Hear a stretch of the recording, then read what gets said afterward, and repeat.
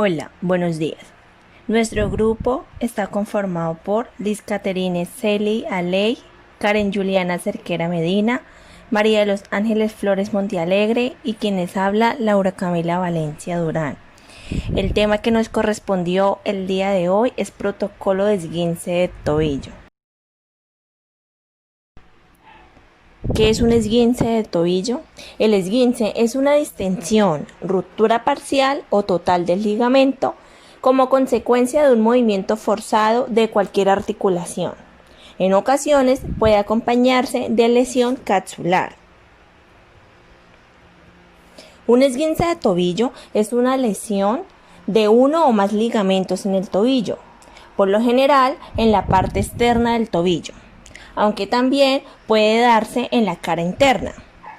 Los ligamentos son unas bandas de tejidos como tiras elásticas que conectan un hueso con otro y mantienen juntas a las articulaciones. En la articulación del tobillo, los ligamentos brindan estabilidad al limitar el movimiento de lado a lado. Algunos esguinces de tobillo son mucho peores que otros. La gravedad de un esguince de tobillo depende de si el ligamento es estirado, parcialmente roto o totalmente roto, así como el número de ligamentos involucrados en este. Anatomía del tobillo. La unión de la pierna y el pie a la altura de la articulación del tobillo asegura la transmisión de las fuerzas ejercidas sobre el miembro inferior en posición vertical y durante la locomoción. La articulación del tobillo está conformada por tres articulaciones: la articulación tibio-peronea astragalina y las articulaciones subastragalinas anterior y posterior. Articulación tibio-peroneo astragalina. Se constituye por una mortaja formada por tibia y peroné en la que penetra el astrágalo. Las superficies articulares que la conforman son: tróclea, formada por tibia y peroné, representada por la cara inferior de la epífisis inferior de la tibia, la cara externa del maléolo interno tibial y la cara interna del maléolo peroneo. La superficie articular del astrágalo para esta unión está representada por la polea astragalina en la cara superior, carilla en forma de coma, situada en la cara interior y que se articula con el maléolo interno, y por una superficie articular ovoidea para el peroné en la cara externa. Dicha articulación se clasifica como una trocleartrosis y por ello va a tener solo un eje de movimiento, a través del cual realizará flexo-extensión. En consecuencia, los refuerzos ligamentosos se sitúan a los lados en su mayoría. Articulación subastragalina. Las articulaciones astragalocalcáneas anterior y posterior, más el ligamento interóseo, forman un todo designado como articulaciones subastragalinas. El ligamento interóseo o ligamento en seto ocupa el seno del tarso. El seno no es más que la superposición de dos ranuras, una del astrágalo y otra del calcáneo, y por ella discurre el ligamento manteniendo a ambos huesos firmemente unidos y que se muevan al unísono. Debemos tener en cuenta que la articulación del tobillo mantiene su estabilidad gracias a tres grandes grupos de ligamentos. Estos son ligamento tibio-peroneo, ligamento deltoideo y ligamento lateral externo. El ligamento tibio-peroneo, o también conocido como sindesmosis, amarra la porción más distal de la tibia y el peroné para mantenerlos unidos en esa función de bóveda que representa su superficie articular a la cúpula del astrágalo.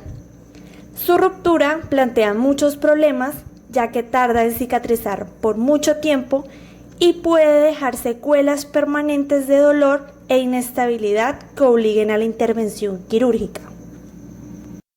El ligamento deltoideo, o también conocido como ligamento lateral interno, como su nombre lo indica, está ubicado en la parte interna del pie. Este ligamento parte de la punta del maléolo interno y sujeta la cara interna del tobillo. El ligamento lateral externo, como su nombre lo indica, Se ubica partiendo de la punta del maléolo externo. Este ligamento se divide en 3 fascículos: peroneo astragalino posterior, peroneo calcáneo y peroneo astragalino anterior, que anclándose en el astrágalo y en el calcáneo se encarga de sujetar lateralmente el tobillo. Si se rompen, el más afectado suele ser el peroneo astragalino anterior, ya que se produce rápidamente una gran inflamación que es conveniente revertir cuanto antes mediante la aplicación de frío. El mecanismo más frecuente del esguince lateral de tobillo es una flexión plantar y una supinación forzada del retropié, mientras que el mecanismo de lesión del esguince medial de tobillo es la pronación con aducción o la eversión forzada. En cuanto a la clasificación del esguince de tobillo, encontramos 3 clasificaciones dependiendo de la gravedad de la lesión. En el grado 1 encontramos que consiste en una distensión parcial del ligamento que corresponde a lesiones que no incluyen ruptura ni arrancamiento de los ligamentos. En el examen físico, la articulación suele aparecer inflamada y con dolor de intensidad variable, pero puede efectuarse los movimientos y estos son normales. Con tratamiento adecuado, la recuperación es total y no deja secuelas. El esguince grado 2 se caracteriza por la ruptura parcial o ligera de los ligamentos. Presenta movimientos anormalmente amplios de la articulación y dolor muy intenso. Generalmente, la recuperación es total, aunque requiere de mayores tiempos de tratamiento, pero pueden llegar a dejar secuelas de leves a moderadas. El esguince grado 3 se caracteriza por la ruptura total del ligamento con arrancamiento óseo.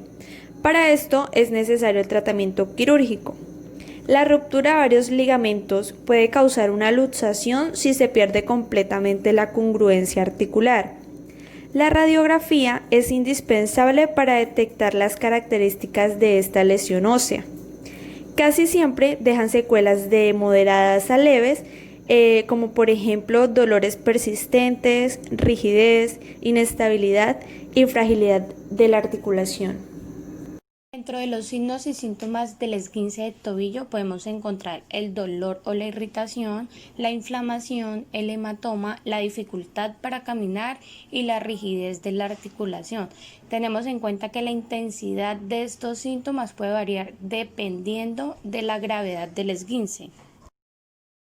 El objetivo del protocolo para esguince de tobillo es reducir el dolor y la inflamación para asimismo favorecer la curación del ligamento lesionado y recuperar el funcionamiento del tobillo. En la descripción del protocolo de intervención fisioterapéutico, teniendo como referente el ortopedista cirujano especializado en tobillo y pie, el doctor Guillermo Castro Suárez, él nos divide el protocolo en 3 fases: la fase aguda, la fase media o pasada a la aguda y la fase final. En la fase aguda, esta se da aproximadamente en 48 a 72 horas, donde se va a manejar con crioterapia, reposo, comprensión y elevación. En la crioterapia, pues el frío producido por el hielo provoca una vasoconstricción localizada. Acá la aplicación del paquete frío se da en periodos de 20 minutos. En reposo, pues es imprescindible para la eliminación de toda carga adicional sobre el tobillo. Aquí se va a dar la aplicación de soportes ortopédicos, tales como las muletas, pues para no hacerle mucho peso al tobillo. En la comprensión nos va a servir para eliminar la inflamación localizada y también tiene una función estabilizadora. Acá se da la aplicación del vendaje compresivo o la tobillera en neopreno. En la elevación, esta pues evitará mayor inflamación de la zona lesionada.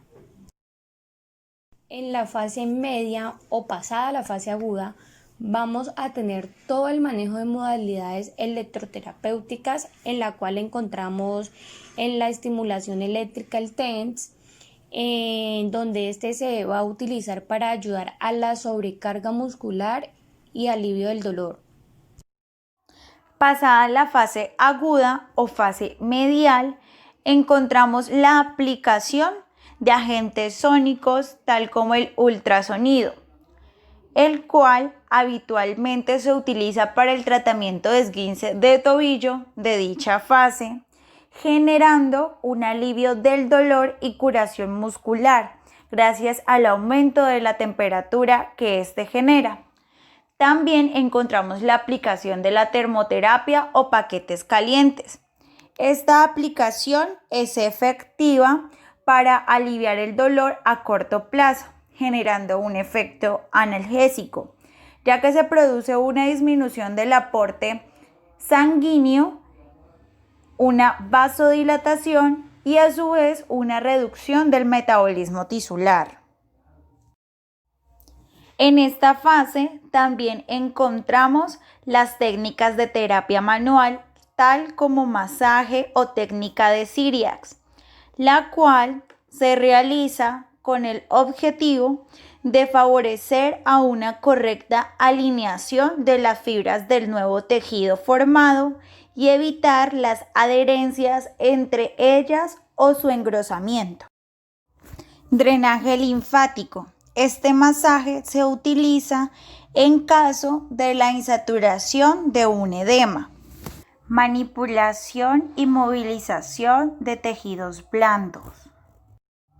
Ahora, en la fase final, utilizaremos las técnicas de terapia manual. Dentro de estas técnicas encontramos el ejercicio de rango de movimiento pasivo.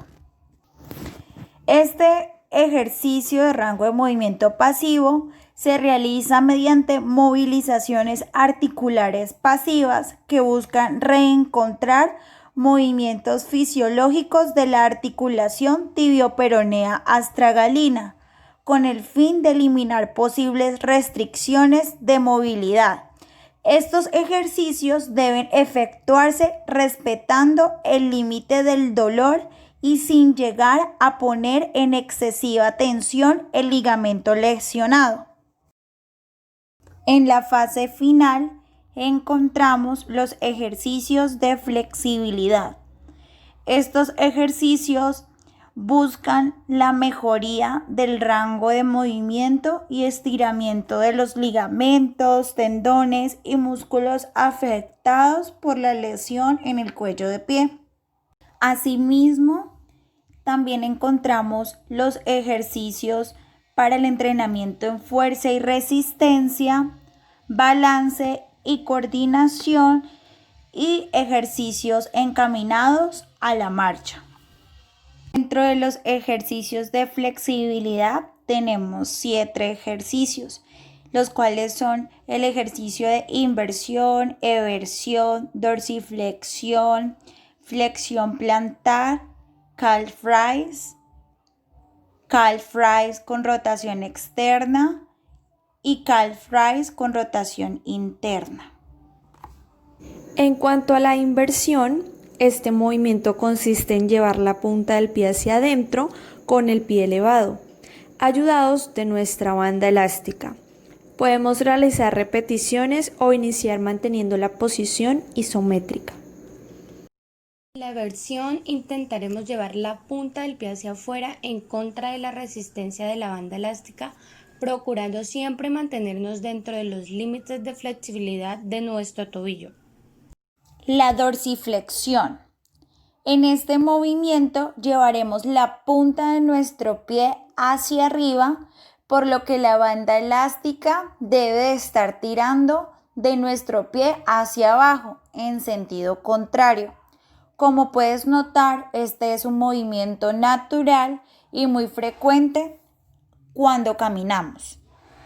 Flexión plantar. Este ejercicio es básicamente lo opuesto al anterior. Lo que haremos es intentar bajar la punta del pie contra la resistencia de la banda elástica. Este ejercicio además es excelente para nuestras pantorrillas. Recordando que la pantorrilla está formada por el tríceps ural, que reúnen los 3 músculos, gemelo interno, externo y el sóleo. Calf raise. En este ejercicio, al levantar los talones, estás desestabilizando la articulación del tobillo. Además de estirar las pantorrillas, estamos desafiando los músculos que soportan esta articulación. Con los pies al ancho de las caderas, levanta lentamente tus talones hasta que quedes en la punta de los pies.